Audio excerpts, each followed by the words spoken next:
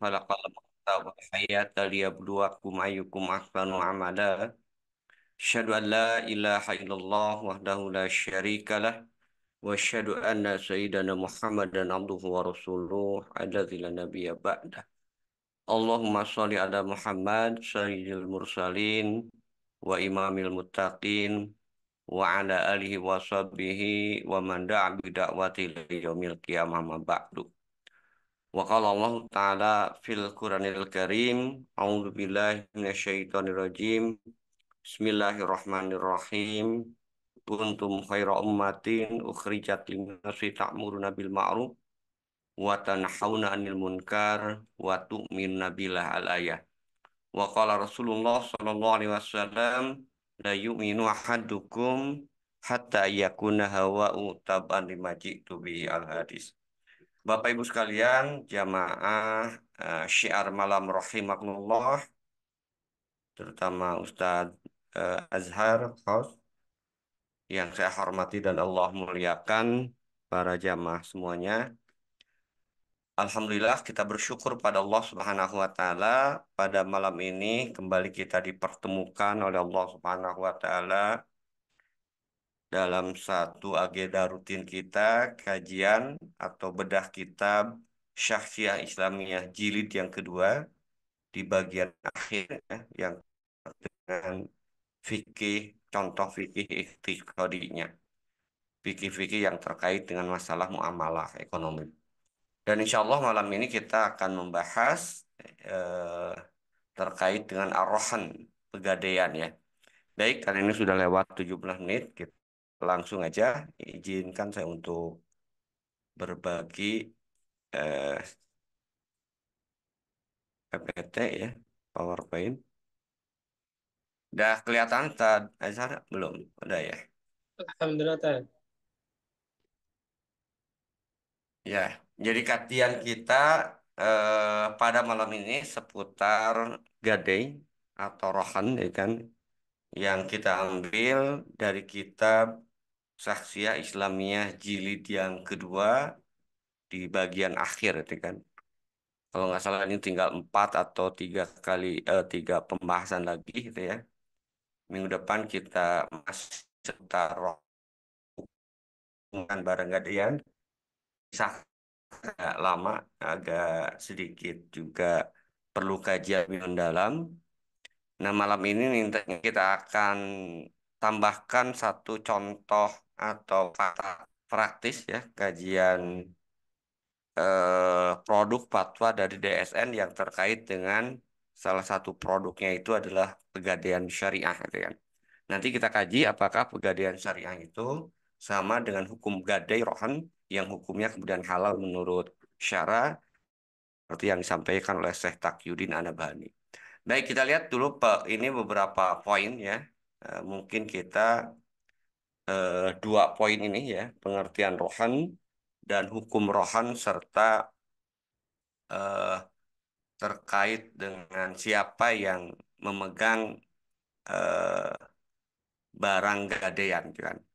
Itu pembahasan kita malam ini. Sisanya nanti kita plus tadi kasus di Pegadaian Syariah.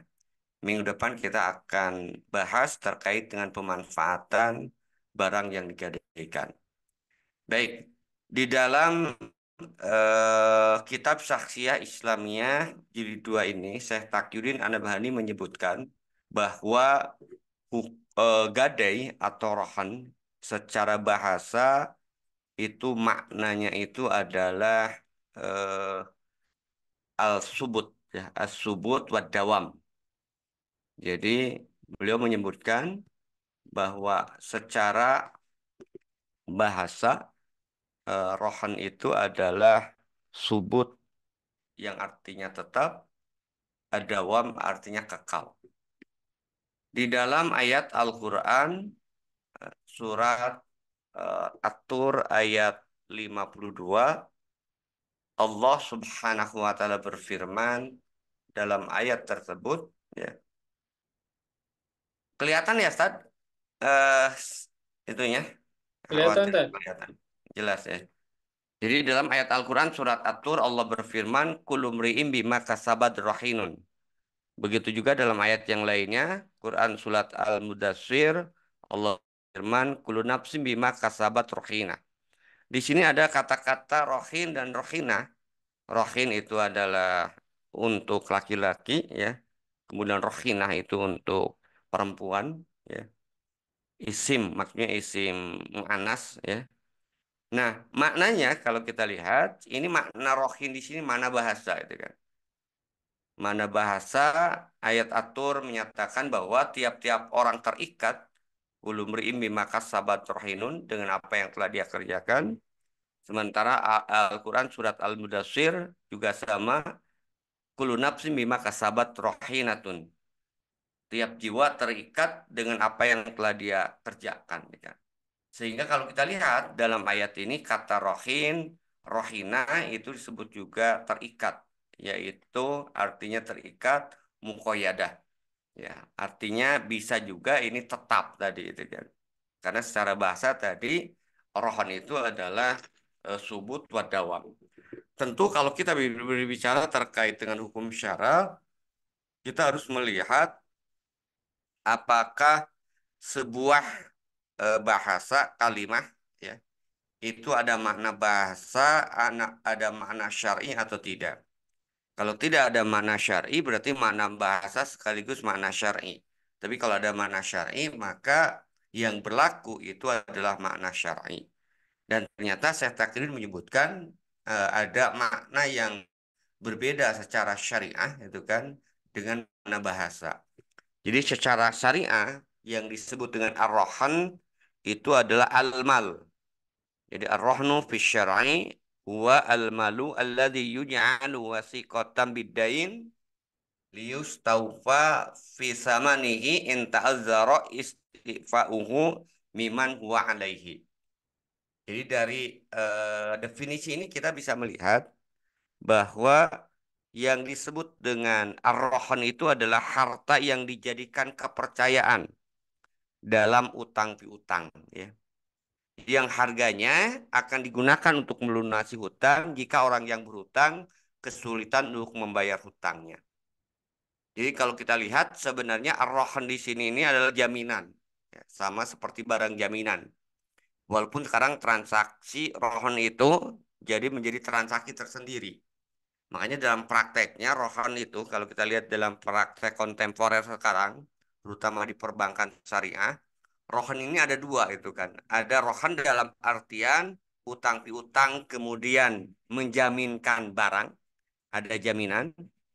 Misalnya pinjam ke seseorang, ya, katakanlah 100 juta, kemudian jaminannya misalnya kendaraan.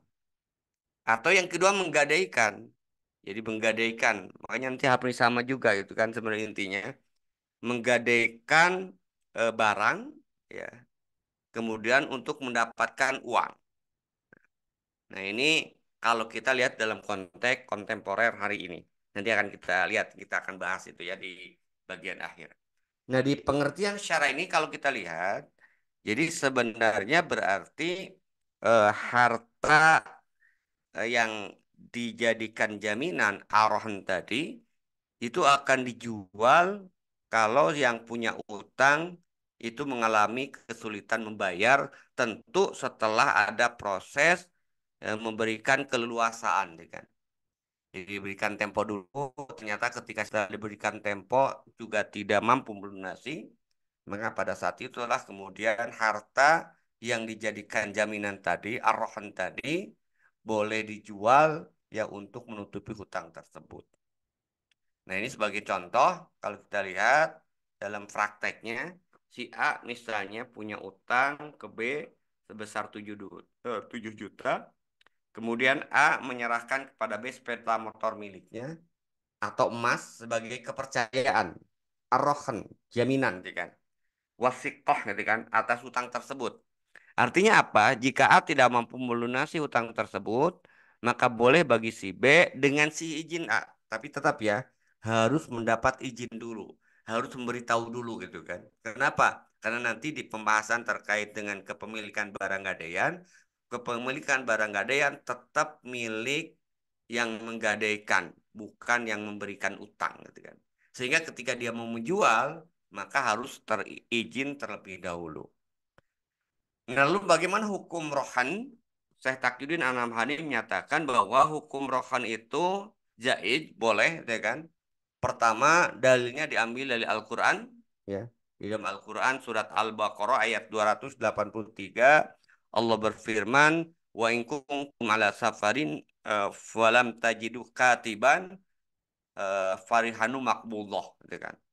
Jika kamu dalam perjalanan dan bermuamalah tidak secara tunai, sedangkan kamu tidak memiliki seorang penulis, maka hendaklah ada barang tanggungan rohan yang dipegang oleh yang berpiutang. Ini dalil dari ayat Al-Quran. Nah, dalam ayat ini diawali dengan wa in kuntum ala safarin. Jika kalian dalam perjalanan. Kemudian nanti kita coba lihat, ya kan, apakah bolehnya utang piutang dengan gadai ini, jaminan itu hanya pada saat dalam perjalanan. Bagaimana kalau dalam kondisi mukib? Nanti kita lihat.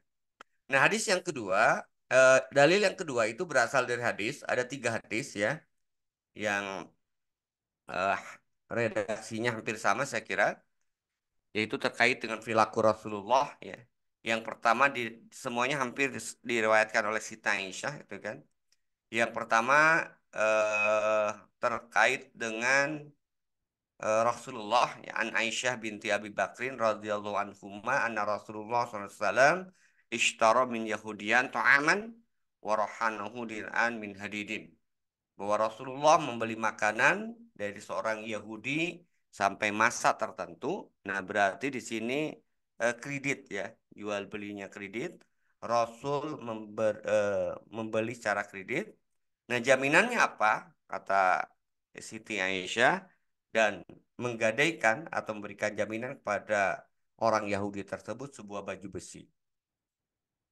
Nah, begitu juga dalam hadis yang kedua, tuwaffiya tuwfiya ya an-nabi sallallahu alaihi wasallam wadir unhu marhuna marhuna natun ya bi isyrina so'an min to'amin akhadzahu li ahlihi.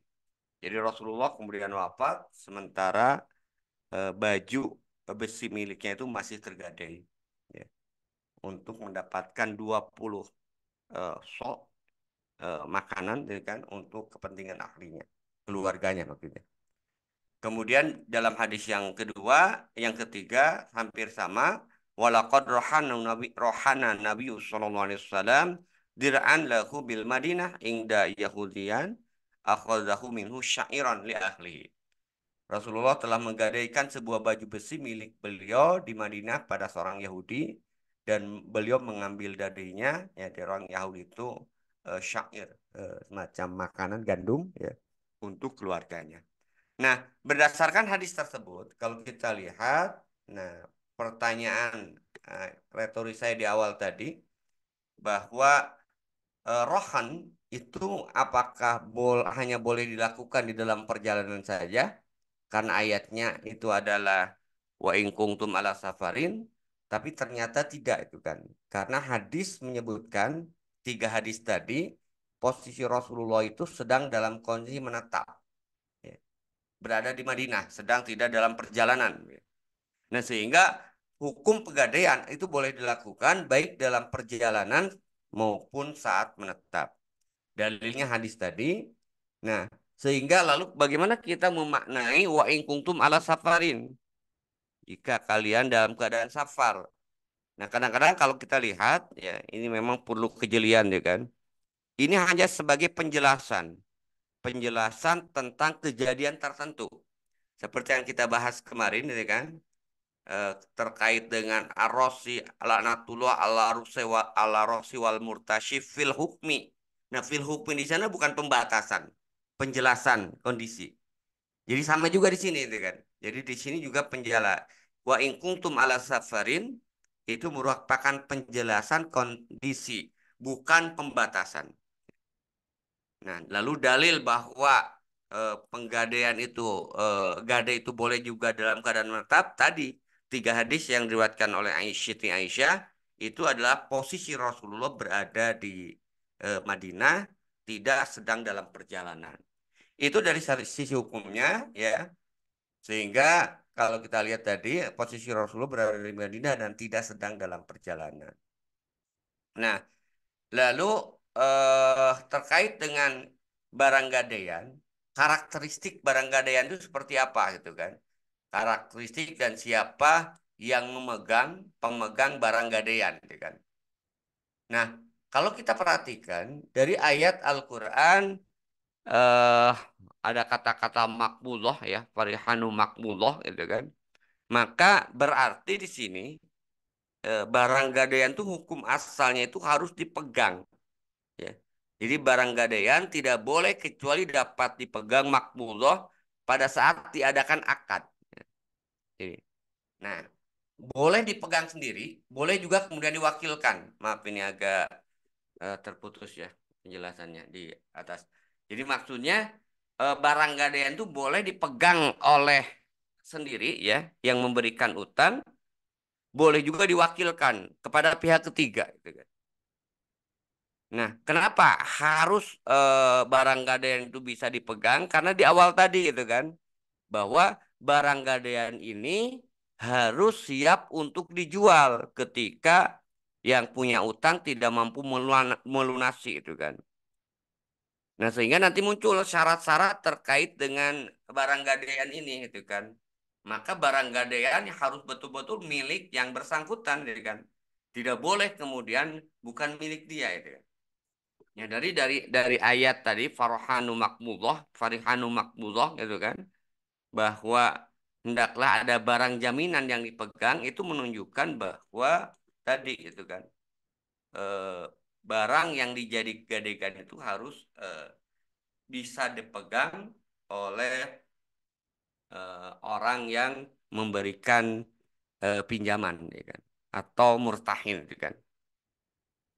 Nah, jadi kalau barang gadaian tersebut bisa dipindah, maka dia dipindahkan ke tempat murtahin. Misalnya barang gadaiannya tadi motor, maka motornya itu dipindahkan kepada murtahin.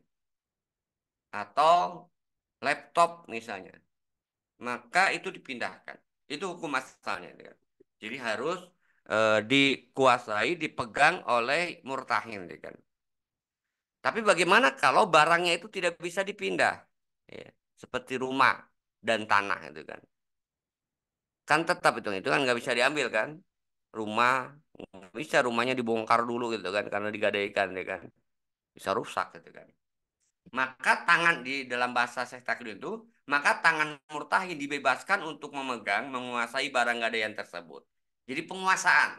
Jadi tidak harus kemudian apa istilahnya itu dipindahkan, ya, digusur apalagi gitu kan. Tapi intinya itu adalah bahwa barang itu adalah di bawah penguasaan murtahin. Walaupun tetap ya, barang itu milik rahin, milik yang menggadaikan, gitu kan. Artinya rahin orang yang menggadaikan membebaskan antara barang gadaian dan murtahin tanpa ada penghalang. Artinya kapanpun dia mau, kalau tadi ya, kalau tidak mampu bayar, ya dengan izin si rahin tadi, maka barang gadaian itu bisa kemudian dijual. Nah, itu dari sisi kepemilikan dan kepemilikan barang gadainya, gitu kan. Maaf, siapa yang memegang barang gadaian. Nah, kemudian dijelaskan juga karakteristik barang yang boleh dijadikan barang gadaian, gitu kan, atau dijadikan barang jaminan. Jadi, Syekh Taqiyuddin menjelaskan di dalam kitab tersebut bahwa barang gadaian, barang yang dijadikan jaminan, itu boleh barang apapun. Ya. Karakteristiknya itu adalah setiap barang yang boleh diperjualbelikan, maka boleh dijadikan barang jaminan, gadaian. Jadi setiap barang yang boleh dijual, boleh digadaikan. Kenapa? Karena tadi maksud dari pegadaian ini atau jaminan ini atau rohan ini adalah agar hutang dapat dibayar dari harga barang gadaian jika orang yang memiliki hutang itu tidak dapat membayarnya. Maka nggak mungkin itu kan sesuatu yang haram untuk dijual. Ya haram untuk dijual kan tadi kan. bisa zatnya, bisa juga sebetulnya bukan kepemilikan. Nah, berarti yaitu nggak sah menjadi barang gadaian. Ya. Nah, jadi eh, karena untuk dijual, ya, maka berarti pegadaian atau barang gadaian, barang jadikan jaminan, itu tidak boleh dilakukan pada barang yang tidak boleh dijual. Bagi muslim ya, khomer misalnya itu nggak boleh, jaminan. Ya. Makanya ketika bertransaksi, kan pegadaian itu boleh muslim dengan non-muslim. Kebalikannya, ya, muslim dengan non-muslim atau non-muslim dengan muslim. Tadi kita lihat Rasulullah dengan orang Yahudi. Ya. Kalau kebalikannya misalnya, ya, orang Yahudi dengan Muslim, maka kita tidak boleh seorang Muslim ya menjadikan jaminan itu misalnya eh, babi hewannya itu gitu kan.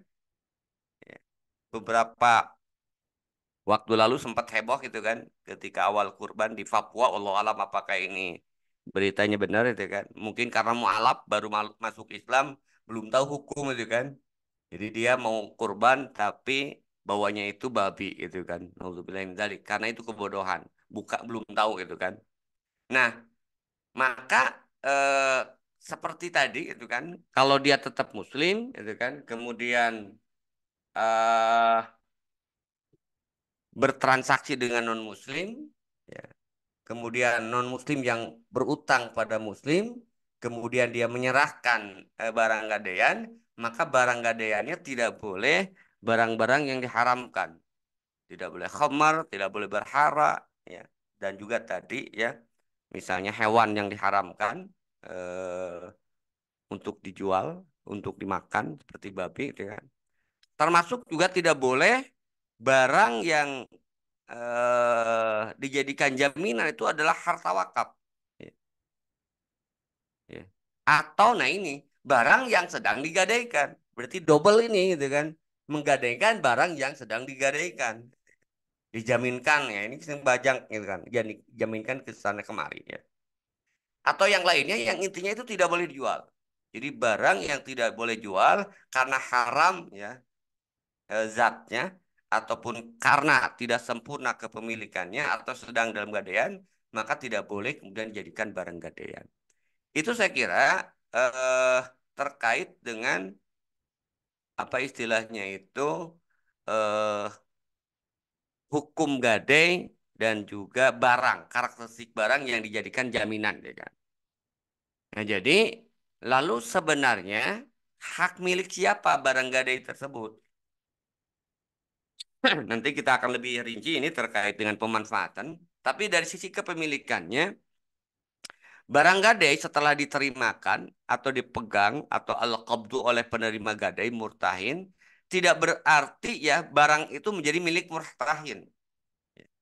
Tetap kepemilikan barang itu adalah pemiliknya itu pemberi gadai, rahin. Mana dalilnya? Dalilnya adalah riwayat hadis riwayat Syafi'i, Imam Syafi'i dan Daruqutni di mana Rasulullah SAW bersabda, An Abi Hurairah, an Nabi SAW qala la yaglaq gitu kan, ar-rahnu ya kan. Jadi kata Rasulullah, tidak tertutup barang gadaian min sahibihi dari pemiliknya yang telah menggadaikannya, dia berhak mendapat keuntungannya dan dia pula yang menanggung kerugiannya. Jadi kerusakan tetap kalau terjadi tanggung jawab rohin, bukan tanggung jawab murtahin. Nah, ini dari sisi kepemilikan saya kira. Nah, nanti kita akan lebih detail terkait dengan kepemilikan itu kaitannya dengan pemanfaatan barang gadaian. Kita akan bahas lebih rinci di pertemuan minggu depan. Saya ingin sekarang menjelaskan fakta, jadi itu sangat singkat pembahasan tentang Ar-Rahin ini kalau di kitab Takdir Rahman itu. Tadinya mau saya gabungkan ke hukum memanfaatkan barang gadaian, tapi di situ agak perlu kajian lebih mendalam juga. Nanti kita termasuk istimbatnya ya. Nah, saya ingin mencontohkan ini fakta ya terkait dengan fatwa DSNI supaya lebih mengena gitu kan. Kalau Bapak Ibu misalnya Ada yang bertanya, ya kan? Ya, atau mungkin, mudah-mudahan tidak sih itu kan, pernah berhubungan dengan bank syariah karena terdesak uang, atau mahasiswa misalnya mau mudik nggak punya ongkos, ya kan, datang ke Pegadaian. Nah, bagaimana hukum Pegadaian, terutama dalam konteks Pegadaian syariah? Kalau Pegadaian konvensional itu jelas haram karena di situ ada riba, gitu kan. Tapi kalau Pegadaian syariah itu tidak ada ribanya, maka menurut fatwa DSN itu hukumnya boleh. Ya.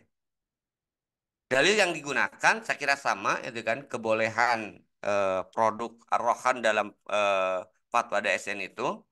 Dalil yang pertama sama dari Al-Quran. Wa in kuntum ala safarin falam tajidu katiban farihanu maqbudah. Ya, begitu juga hadis yang sama, ini jadikan rujukan Sahih Muslim. Rasulullah pernah membeli makanan dari seorang Yahudi dengan cara menangguhkan pembayarannya, lalu beliau menyerahkan baju besi beliau sebagai jaminan. Juga ini sama hadisnya ya, yang digunakan oleh MUI juga. Ini juga sama ya. Cuman ini ada tambahan, ya kan. An Abi Hurairah qala Rasulullah SAW ad-dhahru yurkabu binafaqatihi idza kana mathunan walabnu dari yusrabu binafaqatihi idza kana mathunan walalladzi yarkabu wa yashrabu nafaqatu.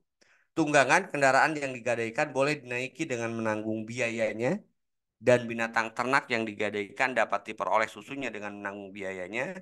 Nah, ini hanya menunjukkan tentang kebolehan. Sebenarnya nanti ini terkait dengan, ada juga di sini dalil ini bisa digunakan dua, gitu kan. Pertama tentang kebolehan rohan, yang kedua terkait dengan pemanfaatan barang gadaian. Nah, nanti akan lebih jelas kita bahas pada kesempatan minggu yang akan datang. Nah, menurut fatwa TSN itu kebolehan rohan, ya, sebagai bentuk salah satu produk perbankan syariah itu dengan catatan ada ketentuan umum ya.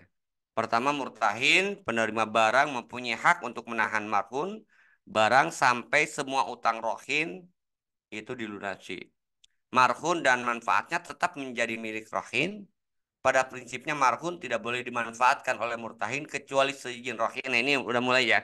Kecuali seizin rohin. Nanti sebenarnya nanti bisa kita diskusikan lebih lanjut, dengan tidak mengurangi nilai marhum dan pemanfaatan itu sekedar pengganti biaya pemeliharaan dan perawatan. Pemeliharaan dan penyimpanan marhum pada dasarnya menjadi kewajiban rohin, namun dapat dilakukan juga oleh murtahin, sedangkan biaya dan pemeliharaan penyimpanan tetap menjadi kewajiban rohin. Nah, ini yang menjadi khilah, gitu kan.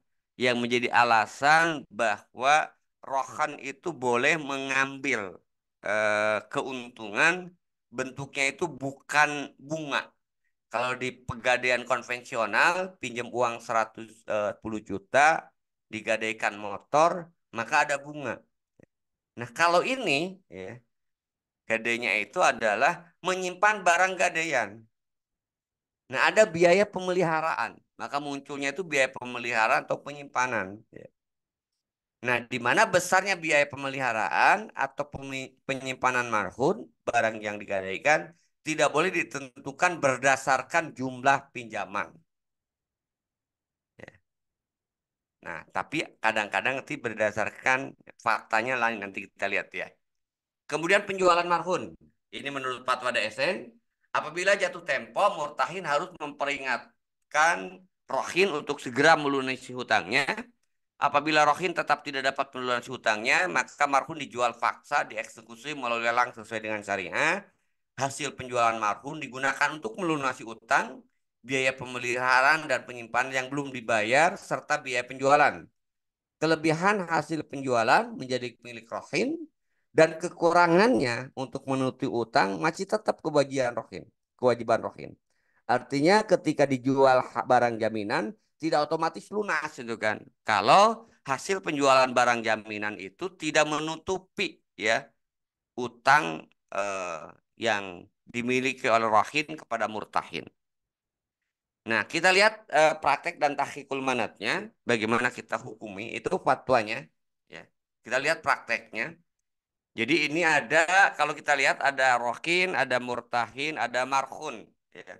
Berarti ini ada rohin, ya, kemudian murtahin, ya, kemudian ada marhun barang gadaian.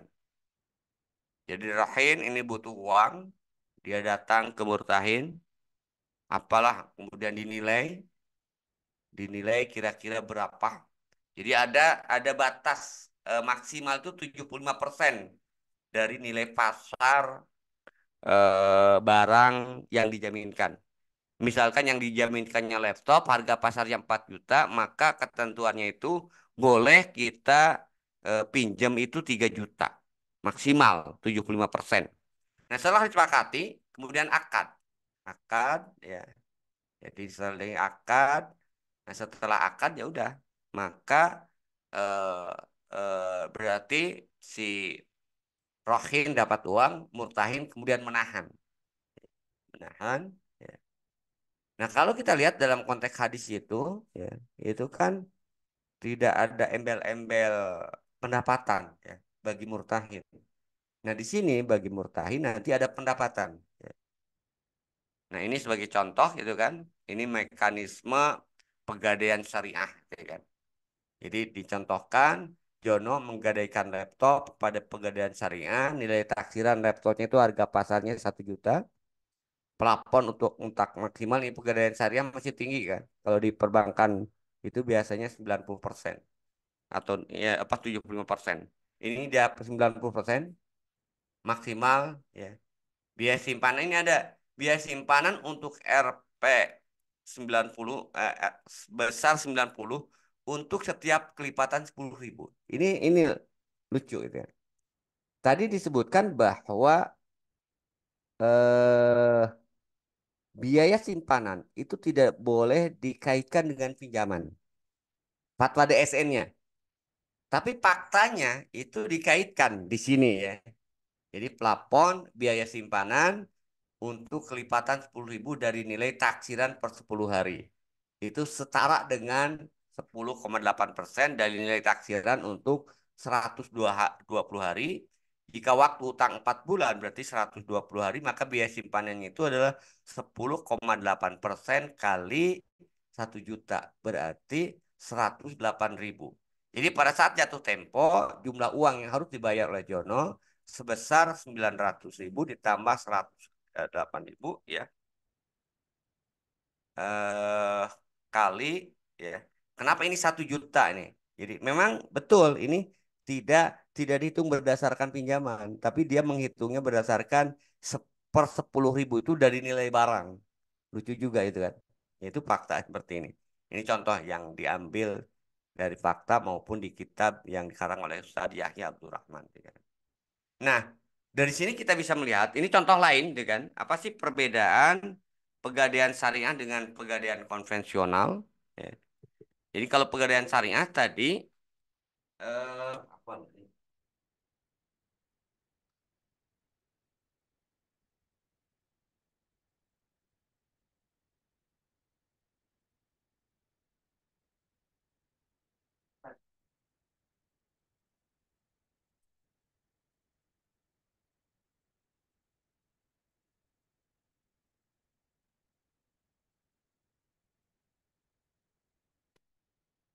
Bentar, ini agak nge baterainya ngedrop. Mohon izin dulu. Bentar.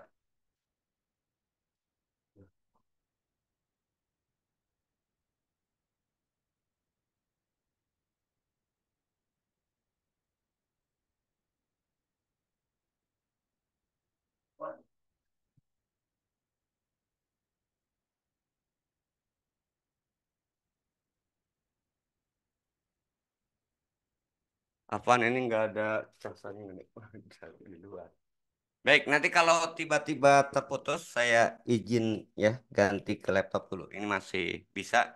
Nah, jadi kalau kita lihat apa sih perbedaan antara pegadaian syariah dengan pegadaian konvensional? Ini contoh itu kan. Di pegadaian syariah ada biaya administrasi, di pegadaian konvensional itu langsung 1% dari pinjaman. Ya. Nah, biaya administrasi itu salah satunya ya tadi itu kan yang biaya penyimpanan biasanya. Kemudian bila bila lama pengembalian pinjaman lebih dari perjanjian, ini dijual. Kalau konvensional dilelang. Tambahan ada jasa simpanan, kontanta kali taksiran tadi. Kalau di sini ada sewa modal, bunga itu ya, persentase kali pinjaman. Jangka waktu biasanya pegadaian syariah 3 bulan, kalau ini 4 bulan. Uang kelebihan, hasil penjualan, dikurangi uang pinjaman plus jasa penitipan ditambah biaya penjualan. Hasil lelang, ini hasil lelang ya, dikurangi hampir sama itu kan.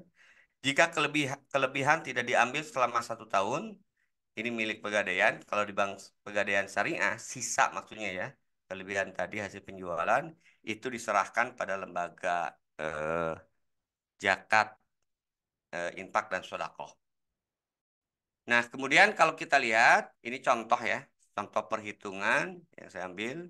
Kalau di pegadaian konvensional tadi, ya, eh,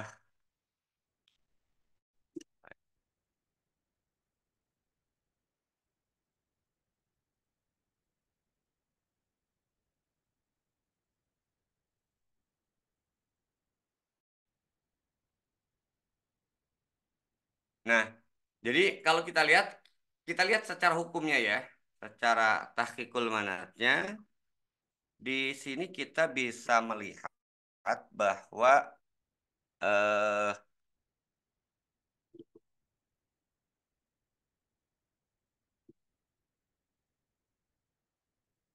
jadi ada dua akad secara bersamaan. Ya. Ini tadi perbedaan antara pegadaian syariah dan konvensional. Ada dua akad secara bersamaan. Pertama akad rohan, yaitu akad utang oleh rohin kepada murtahin. Dua akad ijaroh, yaitu akad jasa di mana murtahin menyewakan tempat dan memberikan jasa penyimpanan kepada rohin. Ini jelas termasuk dua akad dalam satu transaksi dan kita pahami yang walaupun juga ada ikhtilaf ini, tapi yang roji multi akad itu hukumnya haram. Dalilnya itu adalah nahaan bai'ataini fi bai'ah. Rasulullah melarang ada dua jual beli dalam satu transaksi. Kemudian yang kedua, kalau kita lihat faktanya, lembaga penggadaian itu mengambil manfaat dari pinjaman dalam bentuk penerimaan biaya sewa titipan barang jaminan. Jelas ini bertentangan dengan hadis kullu qardin jaruman naf'an fahuwa riba. Setiap pinjaman yang memberikan manfaat pada kreditor yang disyaratkan itu termasuk dalam kategori riba. Yang ketiga, kalau kita lihat faktanya, biaya pemeliharaan barang gadaian itu sebenarnya tanggung jawab murtahin, penerima gadai. Tapi dalam kasus pegadaian syariah itu menjadi tanggung jawab rohin. Jelas ini bertentangan dengan hadis Rasulullah, tunggangan atau kendaraan yang digadaikan boleh dinaiki dengan menanggung biayanya, dan binatang ternak yang digadaikan dapat diperah susunya dengan menanggung biayanya.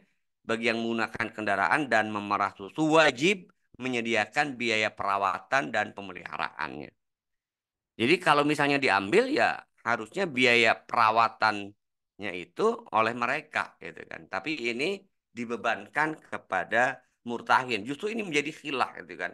Menjadi khilah untuk mendapatkan biaya sewa sebagai pengganti dari bunga dalam pegadaian konvensional. Itu saya kira ya terkait dengan fakta yang eh,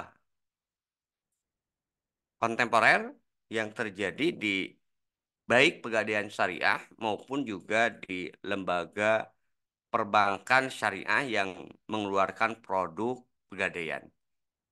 Itu barangkali saya kembalikan ke Ustaz Dasar. Terima kasih. Assalamualaikum warahmatullahi wabarakatuh.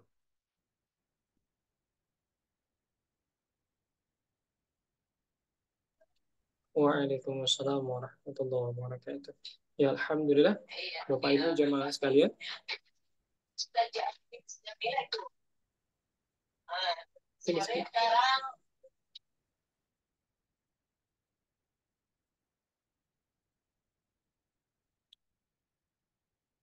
Ya, Alhamdulillah Bapak Ibu, ini kita telah mendengarkan pemaparan dan menyaksikan juga pemaparan dari Ustaz seputar tentang pembahasan rohani. berkaitan dengan hukumnya, kemudian karakter ya, karakter dari barang yang boleh atau tidak boleh tadi yang dijadikan sebagai bahan jaminan. Dan yang terakhir tadi adalah kasus ya atau perkembangan terkait dengan pandangan DSN Dewan Fatwa Syariah dari MUI berkaitan dengan praktek rohan syariah yang hari ini juga dipraktekkan oleh lembaga pegadaian. Alhamdulillah Bapak Ibu, jika ada yang ingin didiskusikan terkait dengan tema kita malam ini, bisa Bapak Ibu kirimkan pertanyaannya ke kolom komentar atau ada yang punya kasus ya atau yang ingin didiskusikan bersama beliau, silakan silakan pertanyaannya diajukan atau langsung rasain ya. Waktu diskusi kita sudah kita buka ya.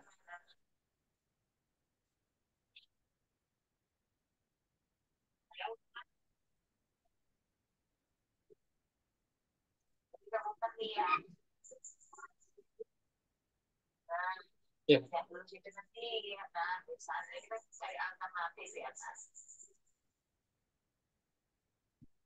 Eh, untuk kesempatan pertama ini Ustaz, mungkin sembari kita menunggu dari jamaah jika memang nanti ada pertanyaan. Eh, Bagaimana Ustaz hukumnya atau realitas Ustaz rohan yang eh, jaminannya itu bentuknya adalah personal Ustaz.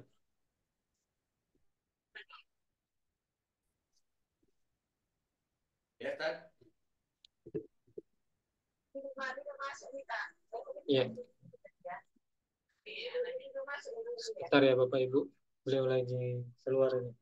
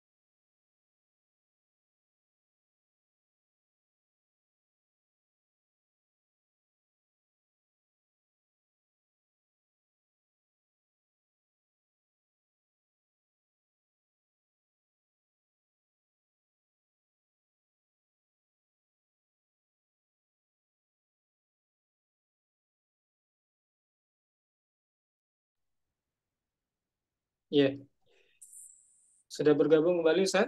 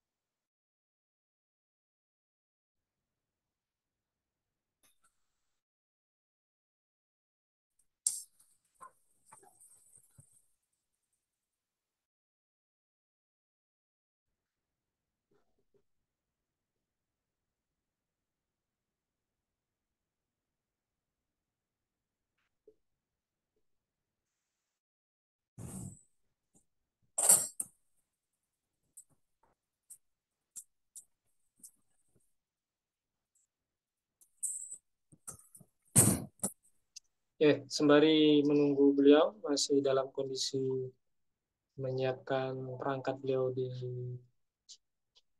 tempat beliau. Ya, kami masih menunggu ya. Buat Bapak Ibu masih ada atau yang mungkin ya ingin bertanya kesempatan ini, insya Allah kirimkan saja pertanyaannya di kolom komentar atau kolom chatnya. Pertanyaannya nanti akan kami coba sampaikan kepada beliau sembari memang kita masih menunggu kesiapan beliau. Dan memang tadi sudah dipesankan ya, karena memang kondisi perangkat beliau sedang low baterai tadi ya, dalam kondisi yang eh, tidak full baterainya ya. Ya, silakan Bapak Ibu kalau ada yang memang menggunakan kesempatan ini untuk menanyakan ya pertanyaannya, bisa sekali lagi kami ingatkan dikirimkan saja pertanyaannya. Nanti selama beliau lagi menyiapkan perangkat beliau di tempat beliau, kita nanti coba langsung live lagi menanyakan pertanyaan atau membacakan kembali pertanyaan Bapak Ibu ya.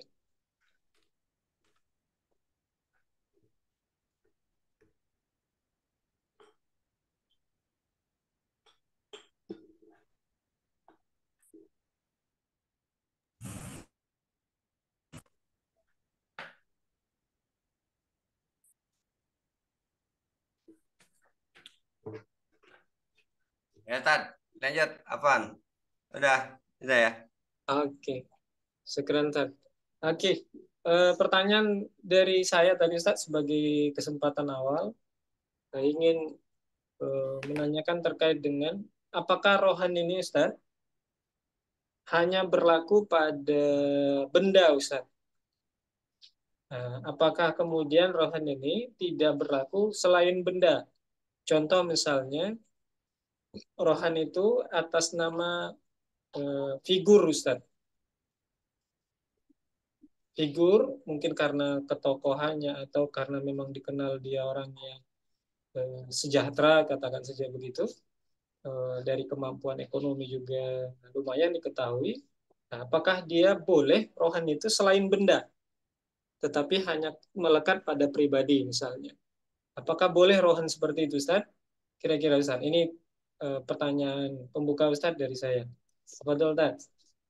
Ya, kalau kita lihat itu kan eh, dalam ayat tadi kan makbullah ya, eh, barang gitu kan. Jadi eh, kalau jaminan dalam artian itu bukan bukan mak itu tidak termasuk dalam konteks jaminan menurut syariah itu kan. Jadi dalam konteks ini adalah eh, nanti eh, istilahnya itu jaminan individu. Itu hanya sekedar kepercayaan aja. Itu tidak masuk dalam kategori jaminan seperti definisi tadi gitu kan. Ya. Jadi nggak bisa itu kan kalau eh, jaminan dalam bukan berarti nggak bisa maksudnya kan. Itu tidak termasuk dalam kategori rohan gitu kan. Rohan dalam artian jaminan gitu kan. Tapi itu eh, jaminan personal ya. Jaminan personal ya itu kan kita kembali ke hukum asal ya kan.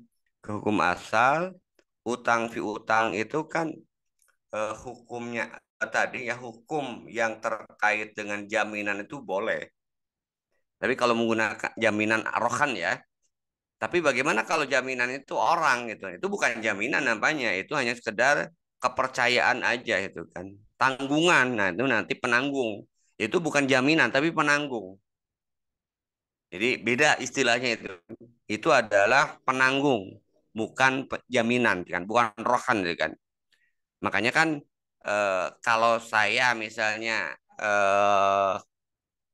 berutang, kemudian si ada si pula nih, oh kamu kasihkan aja utang. Nanti kalau tidak dia bayar, saya yang jamin, gitu kan. Itu sebenarnya bukan rohan, bukan jaminan, itu namanya penanggung, ya. Penanggung jawab, gitu kan. Yang memang hampir setara, tapi itu tidak masuk dalam kategori rohan. Nah, apakah boleh menggunakan jaminan personal, itu tanggungan personal tadi? Ya sebenarnya hukumnya boleh, gitu kan. Kenapa? Karena hukum jaminan itu, rohan itu hukumnya itu mubah, tidak wajib, itu kan. Tidak wajib ada jaminan, gitu kan. Cuman kalau menggunakan rohan ya tadi harus terpenuhi syarat itu, gitu kan. Barangnya bisa dipegang, bisa dijual. Ini kan kalau orang nggak bisa dijual, gitu kan. ya itu kan. Maka itu tidak termasuk dalam kategori rohan, ya kan. Itu ya barangkali. Wallahu a'lam. Iya. Sedikit sebagai tambahan pertanyaan nih, Ustaz, sebelum kita masuk pertanyaan yang di kolom komentar. Berarti adakah beda antara rohan dengan doman, Ustaz?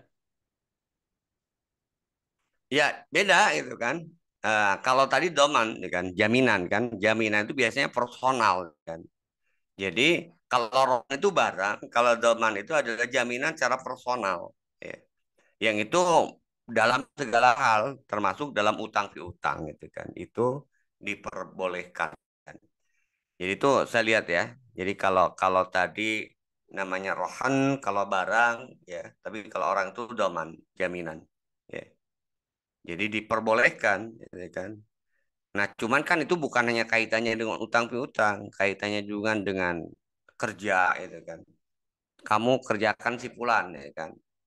Nanti kalau misalnya dia tidak amanah, saya yang bertanggung jawab. Itu namanya zaman, jaminan, ya kan. Penanggung. Makanya bahasa saya tadi penanggung jawab, gitu kan. Bahasanya dalam bahasa Arab rohan tadi, ya terkait dengan barang yang jadikan jaminan, ya. Tapi kalau penanggung itu zaman tadi, itu kan. Ini kaitannya nanti dengan eh, ya itulah bahasa Indonesia itu kadang-kadang miskin, ya kan. Jadi kalau dalam bahasa Indonesia jaminan sama-sama dohan, zoman jaminan, tanggungan, ya kan, rohan juga jaminan. Tapi dalam bahasa Arab itu memiliki konsekuensi atau memiliki mana yang berbeda. Itu ya, wallahu a'lam. Oke, Ustadz, ini kita mulai masuk ke pertanyaan yang di kolom komentar, Ustadz ya. Pertanyaan dari Umu Fati. Assalamualaikum warahmatullahi wabarakatuh. Izin bertanya, Ustadz. Ini ada dua pertanyaan dari beliau, dari Umu Fati. Pertama, bagaimana bila menitipkan barang di Pegadaian Syariah dikatakan hanya dikenakan biaya admin, tetapi dalam jumlah tertentu pada tiap bulannya dan pada saat penebusan barang juga ada potongan yang disebut dengan biaya admin. Ini start yang pertama. Yang kedua, bagaimana pula bila ada biaya deposito yang dibebankan kepada member Pegadaian Syariah? Jazakallah khairan katsir atas jawaban itu. Dari Ummu Fatitan. Yang pertama terkait dengan menitipkan barang di Pegadaian Syariah. Tadi kan salah satu yang mereka klaim ya, yang membedakan antara pegadaian konvensional dengan pegadaian syariah. Kalau di pegadaian konvensional itu ada bunga. Sementara kalau di pegadaian syariah itu namanya biaya administratif. Nah, sebenarnya sami mawon sama aja itu kan. Kalau dalam bahasa hadis itu tadi kan kullu qardin jaru manfaatun fahuwa riba. Kalau yang satu namanya biaya administrasi, yang satu namanya bunga, sebenarnya manfaat yang didapatkan dari pinjam meminjam. Karena itu menurut saya ini tetap haram, gitu kan. Jadi administrasi kecuali kalau memang biaya administrasi itu betul-betul memang administrasi, misalnya ya eh, kwitansi ya atau materai. Udah, misalnya kwitansi 12.000, materai 12.000 ya. Kemudian kwitansi misalnya 3.000 gitu kan. Jadi 15.000 misalnya. Udah berapa pinjamannya kan itu sama itu kan. Nah, itu baru yang namanya itu adalah biaya administrasi. Tapi kalau ada biaya administrasi disesuaikan dengan besarnya pinjaman, ya itu namanya bukan biaya administrasi. Atau tadi biaya administrasi disesuaikan dengan eh, harga barang, ya, ya itu namanya bukan biaya administrasi gitu kan. Sebenarnya itu hilah gitu kan. Hilah dari riba, ya. Untuk menghindari riba bunga maka dibuatlah biaya administrasi. Bahkan bunga bukan hanya biaya administrasi, tadi saya katakan di Pegadaian Syariah itu ada biaya sewa sebenarnya itu kan, penitipan. Misalnya itu kan yang dijaminan tadi kan bahasanya administratif kan. Dalam konteks lain biasanya itu biaya sewa ya. Sewa loker, biaya penyimpanan, maaf, bukan biaya sewa. Biaya penyimpanan. Misalnya laptop tadi kan, laptop harganya 4 juta, ditahan oleh lembaga pegadaian. Nah, ketika kemudian ditahan, maka laptop itu eh, disimpan di lembaga pegadaian dan kemudian dia nyewa, gitu kan. Artinya membayar ijaroh itu, akadnya ijaroh itu kan. Jadi misalnya biaya penitipan laptopnya tiap bulan itu katakanlah 40.000 gitu kan. Nah itu biasanya walaupun secara hukum, secara di fatwa DSN tidak boleh dikaitkan dengan pinjaman, itu biasanya besarnya ukurannya itu kaitannya dengan besarnya pinjaman kan, sehingga biaya penitipan tadi akan sama, akan naik ya mengikuti besarnya pinjaman. Atau misalnya biaya penitipan emas, pegadaian itu emas tadi kan. Emas 10 gram, pinjam uang kemudian misalnya 10 juta itu kan. Nah, kemudian emasnya disimpan di pegadaian. Kemudian ada biaya penitipan. Nah, biaya penitipannya beda. Kalau emas yang disimpannya itu 20 gram, pinjamnya 20 juta. Pasti dua kali lipat biasanya dengan biaya penitipan yang 10 gram. Padahal kan sama-sama kalau nitip itu kan 10 gram dan 20 gram tidak jauh beda lah. Nah, itu sebenarnya khilah. Yang pertama tadi khilah, yang kedua ya itu ada dua akad dalam satu transaksi tadi. Akad utang piutang, akad ijaroh ya dalam satu transaksi. Jadi nggak mungkin kemudian lembaga pegadaian itu mau memberikan pinjaman kalau dia tidak menitipkan emasnya, ya, itu kan dengan biaya penitipan yang telah ditetapkan. Itu yang pertama itu kan.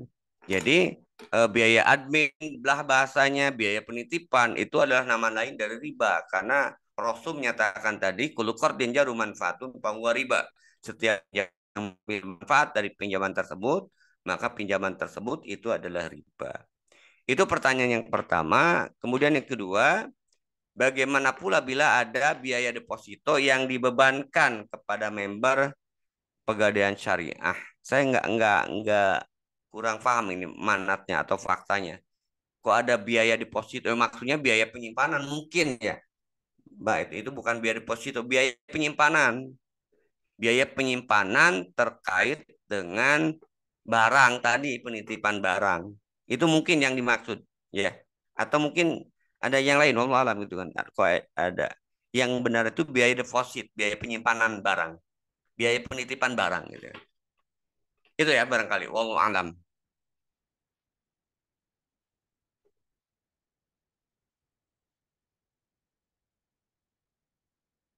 Ya, Alhamdulillah.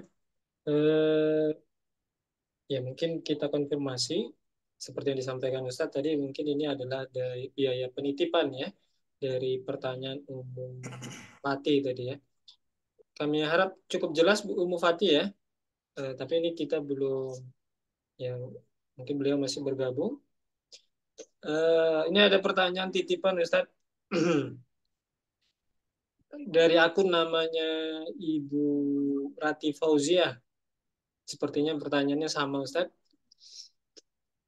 Afwan Ya. Ustadz, ya kalau menjadikan seseorang atau kita menjamin seseorang untuk berhutang, misalnya kita menjamin agar teman kita mendapatkan pinjaman, lalu jika yang meminjam tersebut tidak mampu membayar, apakah kita wajib untuk membayar hutang tersebut?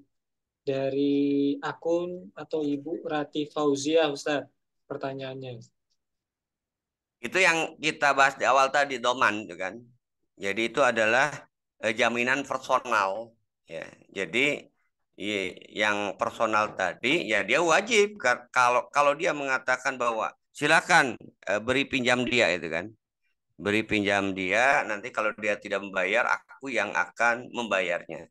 Makanya ini kan kasus yang juga terkait dengan ya sebenarnya tadi tanggung menanggung gitu kan jaminan tapi sifatnya personal tapi tidak bisa dikatakan rohan ya. Tapi hukumnya boleh itu kan. Dan memang kalau kalau dengan ada ucapan tadi kan itu sudah kesepakatan ya kan.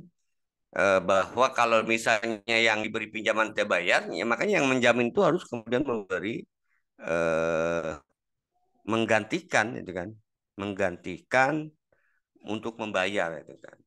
Itu saya kira ya. Sama ini kaitannya misalnya ini kan bukannya pinjam, misalnya nikah itu kan. Oke, silakan nikah nanti untuk maharnya saya yang bayar misalnya. Nah, itu juga sama, doman itu kan. Jadi memberikan jaminan eh, terhadap kewajiban yang harus dipenuhi oleh seseorang ketika tidak nikah gitu kan. Itu ya.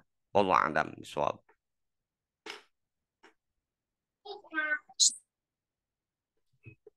Ya, saya konfirmasi apakah masih ada di antara Bapak Ibu jemaah yang ingin berdiskusi atau ada yang ingin diskusikan.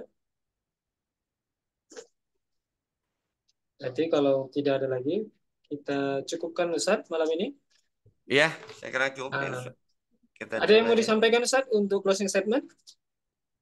Ya, saya kira penting untuk memahami fakta ya.